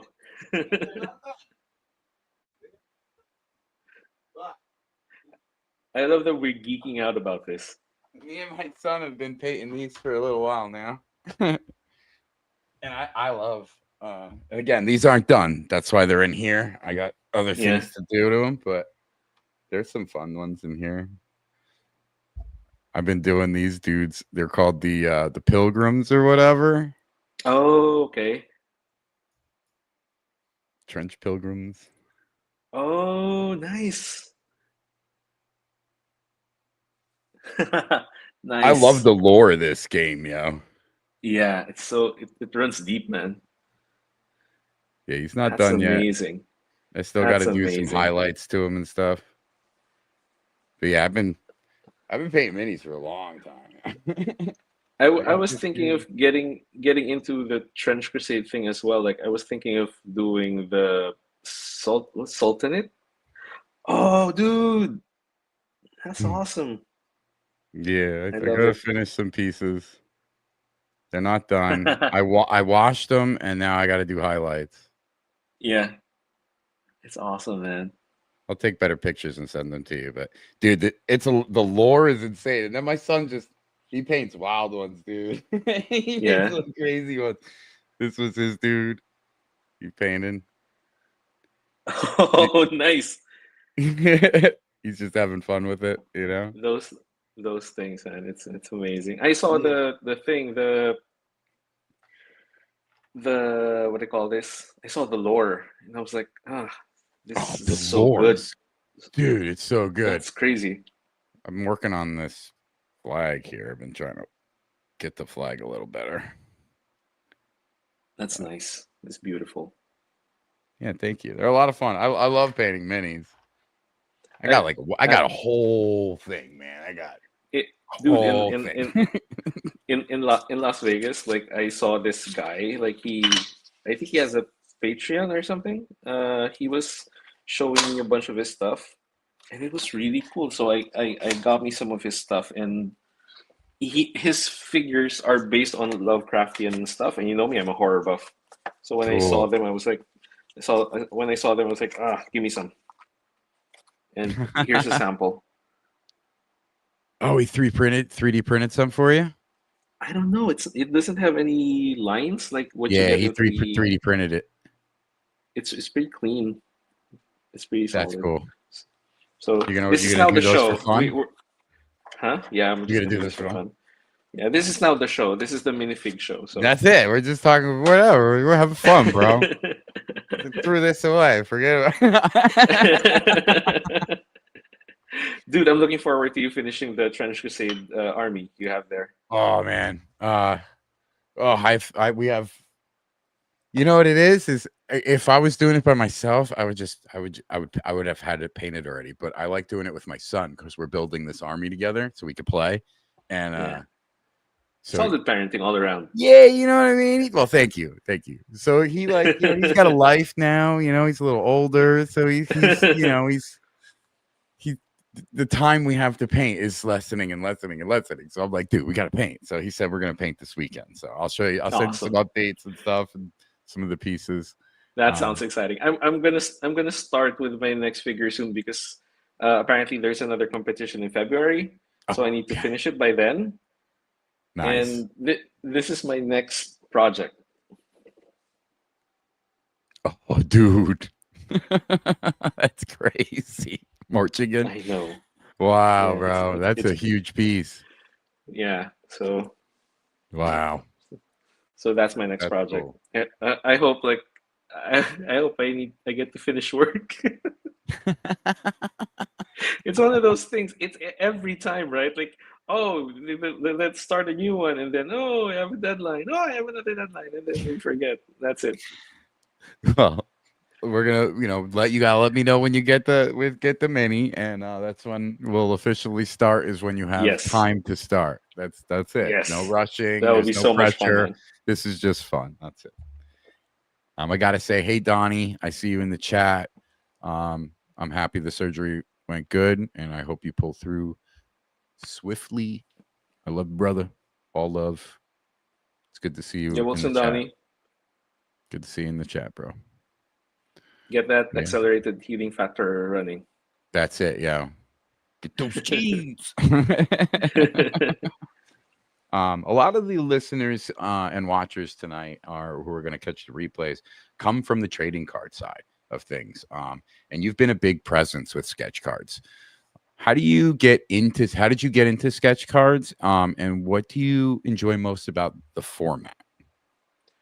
Well, getting into sketch cards, it came out of nowhere. Actually, I was already working in the indie comics by then. This was 2014, I think, and I remember I went to a local convention in the Philippines, and I met other sketch card artists there, and I found out that a lot of them were popular in the community, like Anthony Tan. I'm sure a lot of people know Anthony. Jeff Benitez, Dong Beniga, Jovenel Mendoza. Those are the guys who got me into this sketch card community. They suggested I contact this guy. They suggested I do this, and yeah, I owe so much to those guys. Give them props. They got me into it, and yeah, I just started drawing, and apparently enough of you guys like my stuff. And yeah, that's where it started. And then when it comes to sketch cards, the thing I like about it is the freedom of it. Much in the same way that there are really no art directors in Warhammer when you paint Warhammers, Warhammer pieces, it's they just give you guidelines and you do whatever you want. And there are some pieces of mine that are really, really simple and basic. I just draw the character. Basically, I just draw the characters, and that's it. They don't do pretty. If you would look at most of my cards, it's just basically a portrait of the characters, and they would be doing stuff off frame. Okay. I remember drawing a Punisher piece with him yelling, and his arms were stretched like that, and you would see bullet casings all over the place. So you can just assume that he's firing his guns on the sides, and those kinds of things. And it's just fun, man. When I do Marvel cards, if it's allowed, I usually draw dupe in every set that I make. I don't know, as Fuller Matt said, I think Matt has some of them. And yeah, whenever he's my PC. Oh, so look at that. So whenever I would create a set for Marvel, if it's in the list of characters that we're allowed to draw, I always include the dupe over there. There's always a dupe. That's my thing. And when it comes to DC, I would always include Plastic Man. Awesome. And with Plastic Man, what I do is I would draw something random and just you remember how he can turn into anything? Yeah. Yeah.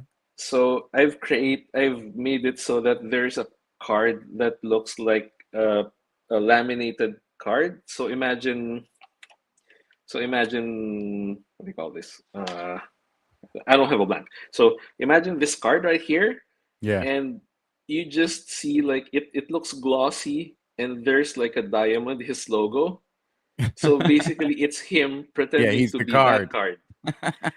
And then there's one that I plan to do like it's just gonna be a ball in the middle, and with his diamond, that is him pretending to be the ball. So it's Nice. always gonna be a random thing, but you know that it's Plastic Man.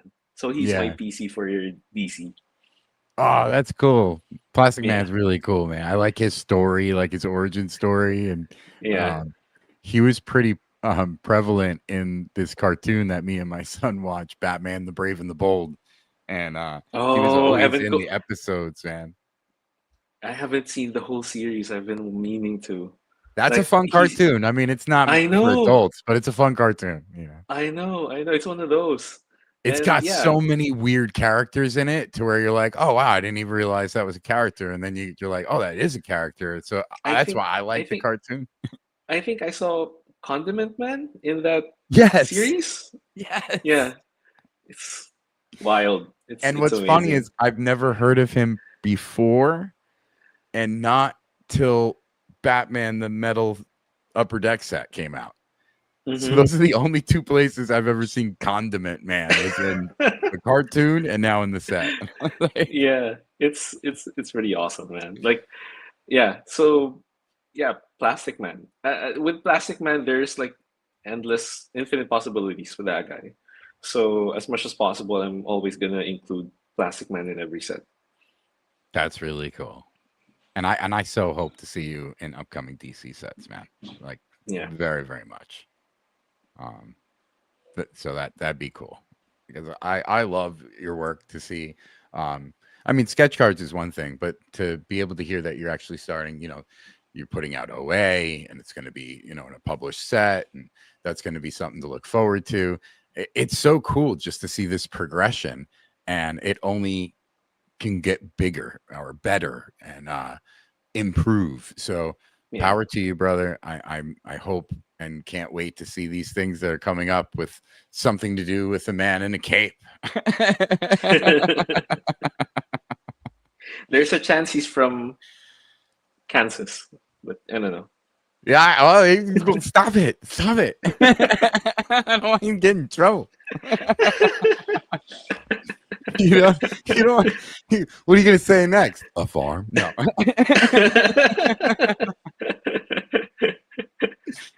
There you go.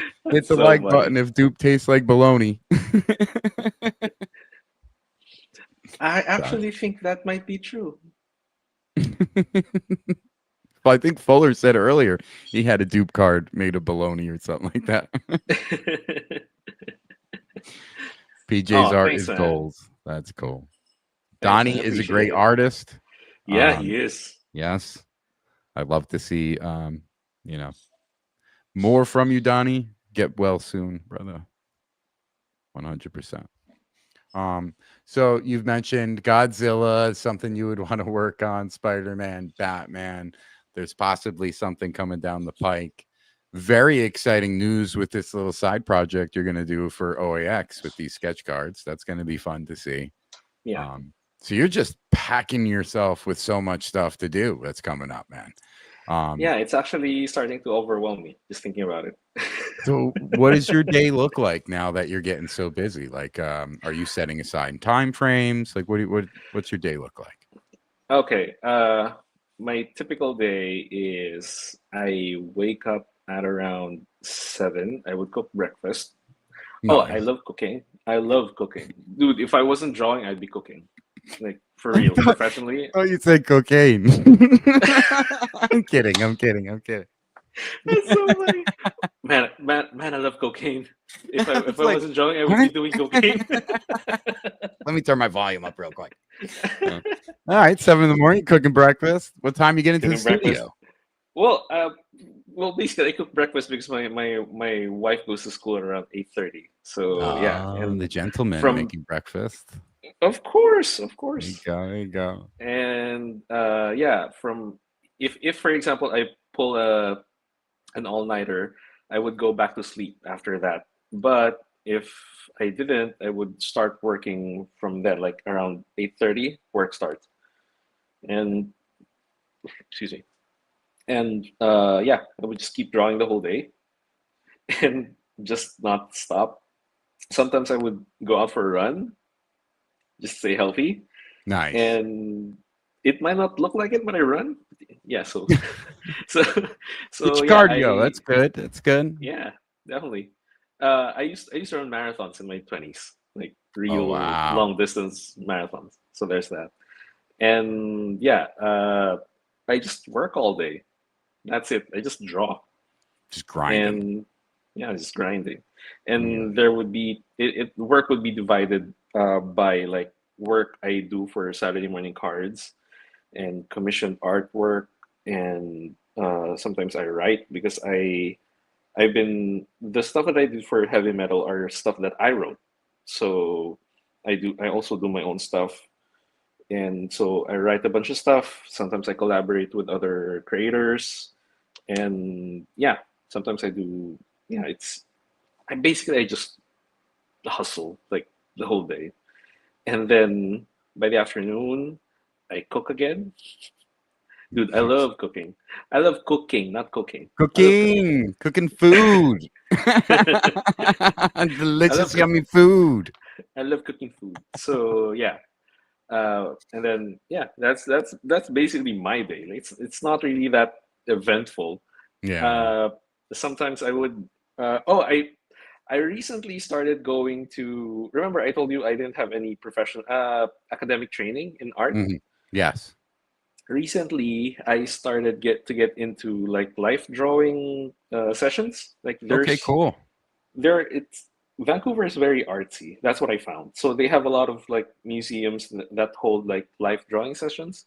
So I've been joining them. I've joined my first one, and I might join another one again by next week. So yeah, I do that as well, like artsy stuff. There you go. It's artsy stuff. Fine tuning your craft. Yeah, and it's different. Like it's weird because I've been drawing a lot, like professionally for more than a decade. But when you enter like a fine art studio, like it feels so different. Like I feel like I'm a child. Like yeah, I'm an amateur. Like I don't know. I'm like, this is so new. So I got into that, and yeah, it makes you want to improve. So nice. That's cool. And that's what, like, you're trying to do that once a week? They have a session once a month. I don't think I'll be able to sustain it if it's like once a week. Like I was gonna say, that's a lot, dude. my schedule is slammed as it is. But yeah. And I've met some really cool people there.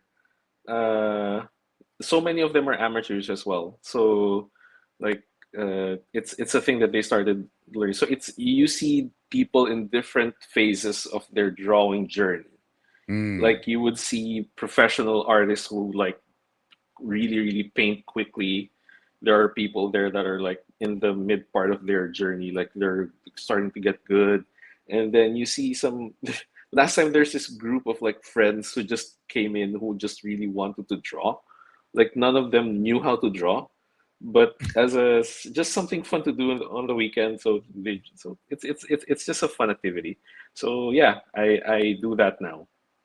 That's good, man. You're keeping it enjoying. You're keeping it fun. You know, you're not just making it work. So that's what's cool about it. You know, and I like that a lot. My girl, she does. She gets these canvases and she paints them in the kitchen, and she's been doing pretty good with it, and she likes it. And it's awesome. Every time she's like, "Oh, join me," and I'm like, "There's so much stuff going. I don't know." But Matt, you should try it. It's fun. I will. I'll sit down next time and drink a little something. And yeah. Do a Oh little yeah, painting. that's what I was thinking. Like I was gonna, I don't know if it was okay. I was gonna suggest that we drink while we were talking here. Like, which is We funny could've because did that. yeah, which is funny because I don't drink that much. But I was like, what if Batman and I were drinking while we were talking? That would Hey, work. it's an That would be adult so show. fun. Yeah, that would be I, so I funny. mark it not for kids when I make the YouTube video. Well, next time if we have like other friends on here. Hell yeah, hell yeah. Or at OAX we'll have a drink, man. Or Yeah, bring a mini and we'll do a live painting session or something. We'll do something dude, fun. We'll do that would something be fun. fun. That would be fun. I'm looking forward to it. I it was a lot of fun this year, so I can only imagine what this 2026 will bring. Yeah, that was crazy last year. I Yeah, mean, this year, this past OAX, yeah, this it was past. really awesome. Yeah, it was fun to meet you. It was fun to meet Jim. It was fun to meet Jiggy. It was fun to meet so many people. It Yeah, was a great time. So and meeting all the mats. yes, yeah. Well, Like they're that's why you got they're to like learn the 30 and last you name. You got to learn the last name. And that's what I I go will. by when it's a group of mats. It's last names, last name designation. Because otherwise, So you funny. hear somebody say Matt, and it's like everyone turns around. It's like, oh, whoa! I got 10 people staring at me right now. that's yeah. You're gonna get that. You're gonna get that. So, what advice would you give a younger artist trying to break into these industries? Uh, I I got in because I was stubborn. Okay. That's the whole thing. Like every here's the funny thing. Like a friend of mine, yeah, we should do some cooking next time. Like for real. Like Cooking, drinking, okay, do okay. Here's minis. the thing. Yeah, We're gonna make our own podcast, BJ. yeah, whenever a friend of mine is like I have a friend in LA, oh LA, like in California, and it was like, oh if ever I visit you, I'm gonna cook for you. So that's my thing. So yeah, so that would be There you nice. go, Filipino culture. There you go. Get some cooking. Which is funny because I cook Japanese food, like Oh, Japanese fried chicken, stuff like that. that's Anyway, so blasphemy. yeah. What are you doing, man? You need to bring home that culture, bro. Well, my wife is the one who like she's got the whole Filipino cuisine down, like Okay. Okay. dude. So yeah. So okay, about the advice, yeah, with me, I never had any training. I'm self-taught. Uh, I really just got into this because I was really stubborn. I didn't stop. I was already like neck deep in surgeries. Like I was assisting surgeries. Like that was my life. And it's just that I never stopped posting online. And when I got the chance to like do this for a living, even for just a bit, like you're in your if here's the thing, if you're an artist, most probably like 99% of the time, your first few years are gonna be crap. Like you're Mm, not gonna pay you're not gonna be able to like make a living out of it, which is unfortunate, but we all do it. Just keep at it. And uh, there's this whenever I would have talks because I've been like guest speaking at universities in the Philippines before mm. uh, in art classes, I would just tell them that it's like drawing. Like if you think your drawing is bad, it doesn't mean that it's bad. It just probably means that you're not fit. So if something isn't working out, just keep at it. Eventually, you're gonna get it right. So yeah, Great advice. It's great advice. thank you. Just keep swimming. Yeah, just keep swimming. Are you working on any kind of like personal IP or like creator owned material? I just spoke to a publisher last week, and I'll be working on a pitch for. Okay. I already submitted one, and yeah, we'll see what happens. But right now, I'm actually pretty inspired to write something. Uh, I don't want to jinx it, but Mhm. it should be fun, and eventually, I'd like to create my own series of cards, like Cool. like a proper horror. Of course, it's gonna be horror based. Yeah, It's yeah. oh, you know what's funny? Like the with my obsession with horror stuff. My last name, my last name, Catacutan, in Filipino, it's a word that means to be feared. Oh, really? Yeah, it's crazy. So whenever I would tell a Filipino my last name, oh, scary, they would say that because that's what it means. Katakutan means to be feared. Wow. So I guess that has something to do with my obsession with anything horror. But yeah, I'm currently writing I'm currently writing two stories. One is a sci-fi action, uh it's pretty violent, and the other one is horror one, and I hopefully eventually they get published. But yeah, Cool. those are the stuff that I'm trying to make, and also the card series that I hope to pitch soon. And yeah, it's gonna be a horror series. Oh, that's really cool, man. You got a Yeah, lot of stuff coming down the line, man, to look forward to. This yeah, is great to yeah. hear. I hope everything falls in Awesome. the line, man. That's awesome. Yeah, thank you so much. Oh, yeah, and if you guys, yeah, this just came out. Just check out Saturday Morning Cards. You could check out the cards that I made for them. So yeah, there's that. Yeah, they're fun. You can hit a sketch in them. The cards are Yeah, really cool. I yeah, jumped in on the Dick Tracy set. That was my first introduction to Saturday morning cards was the Dick Tracy. That was really fun. yeah, So yeah, I've been following their launches pretty well. yeah. So because you can They get some just pretty cool sketches in those. yeah, awesome. Yeah, and I've seen and like I said, if you guys missed it, I don't know if there's any more. It might have sold out, but the Halloween 6 set that you were on for Perna Oh Studios, yes, dude, yes. those were great. That was a lot of fun to see. I Is got any of my that original art for sale, or do you still have that? mine were digital because I was oh Okay. here's the thing. Whenever like I'm swamped, I Hmm. would draw it digitally because it's more efficient, much faster. Okay. But whenever I have time, and yeah, that's when I would do it traditionally. Got When I got the assignment for the Halloween 6, I was like, oh, I really want to do it because ghosts are really fun to paint. I And bet. I was Yeah. so bummed out because I didn't have enough time to like actually paint them. But it was fun. Like it came out really well. Oh, they came out. All four of them came out. Awesome. Yeah. Oh, and Awesome. I got my complimentary copies. All the cards, the series for the whole Yes. set. Each and every artist who got in is, dude, amazing set. Yeah. Probably Yeah. their Like the set best yet. itself, all the cards, Yeah. Yeah. and how they included a checklist. Love it. Yes. I Love love it. it. I To see a love it. checklist card, you're like, oh, it's so cool, man. Like, haven't seen one of those in a set in a long time. I Those are know. missed, I you know. know. But BJ, I just want to say this was incredible. Thank you for sharing your story, your craft, your journey with us. Bringing in those sketch cards as a gift for our viewers. It's amazing. Your art continues to energize so many of us in the hobby, and I can't wait to see where your next project takes you. To everyone listening, make sure to go check out PJ's work. Follow him on Instagram. Go over to the Facebook and keep an eye out for his upcoming covers and card releases. Thank you all for tuning in, collecting, keep creating, and keep supporting the artists who bring the favorite worlds to life with magic.